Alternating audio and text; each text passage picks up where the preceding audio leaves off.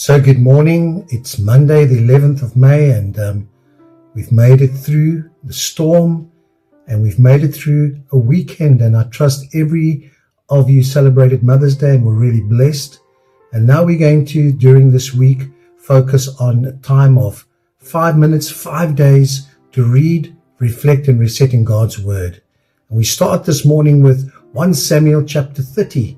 And in this passage, we read of David's conflict with the Amalekites. David and his men return to Ziklag, and they find that the Amalekites have come. They've taken their wives. They've taken all the children, great and small, all the people. They haven't killed them, and they've burnt the city. And David, his men turn against him, and they want to stone him. And the Bible says, and David strengthened himself in the Lord his God. When everything seems to be going wrong in your life, strengthen yourself in the Lord. David inquires of the Lord whether he shall pursue the Amalekites. And God says, go. And David goes. And along the way, they leave some 200 men behind that will guard the goods. They become tired. And after the victory, they return. And David puts a principle in place, because the men that fought the battle wanted to share the spoils of the victory and not share it with those that stayed behind. And David said, no, those that fought in the battle and those who guarded the equipment would share equally the victory. And that was a principle that David laid down. David then sent gifts to the elders of Judah that had always helped him during his exile, and he demonstrated his gratitude and his strengthening of his alliance with them. In 1 Samuel chapter 31, we read that the tragic end of Saul's life and his son's life. At the battle of Mount Gilboa, the Philistines defeated the Israelites. They killed Saul's sons, Jonathan, Abinadab, and Malchishua. And Saul was injured. He had been shot with archers. He was severely injured, and he had asked his armor bearer to kill him lest the Philistines come and they just devastate him. And his armor bearer said he couldn't. Remember the principle, how can you touch God's anointed? And so Saul fell on his own sword. And then his armor bearer did the same thing. The Philistines eventually find the body of King Saul. They decapitate him, and they take his body and they fasten it. They humiliate him. They fasten his body to the walls at Bethshan.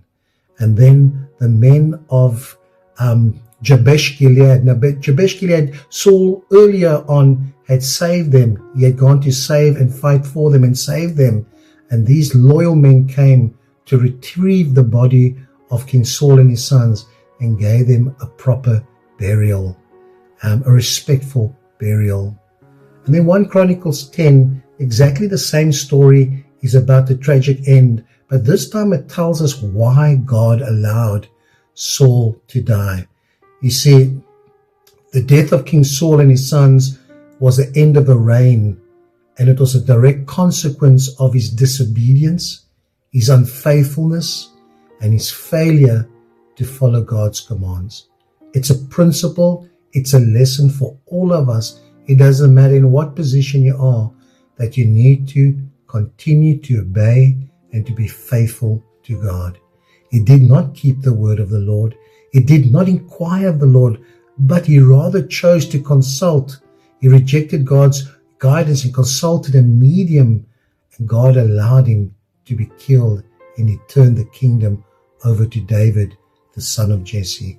And as I close off this morning, it's Paul's final speech, Paul's final missionary journey. He's returning. He's going to go back to Jerusalem. And after the uproar in Ephesus and the riot and everything that took place, he left for Macedonia to encourage the churches before heading back into Greece, where he spent 3 months. Then he left and he found himself in Troas. And while he was ministering in Troas, a man by the name of Eutychus was sitting on the 3rd floor at the window. He fell asleep, felt his death. And can you imagine that? Paul's ministering and someone falls to their death. Saul goes down and he revives the man. And afterwards, they are all encouraged and comforted because of Saul, what he does. And he revives this man back to life. and they have communion together. And then he goes to Miletus. He calls for the Ephesian elders to join in there, where he gives his final emotional speech to these people that love him, the elders. Such a relationship, church that he had planted. He told them he was going to Jerusalem. The Holy Spirit had warned him of what was going to happen. He was going to face imprisonment. He was going to suffer hardship. But he warned them to guard against the flock that would suffer from those within and threaten the flock. And so that's always our heart, is to look after God's people, look after the church, but to be led by the Spirit. And I want to encourage you that don't give up. Keep on keeping on, trusting God. May the Lord richly bless you. Shalom.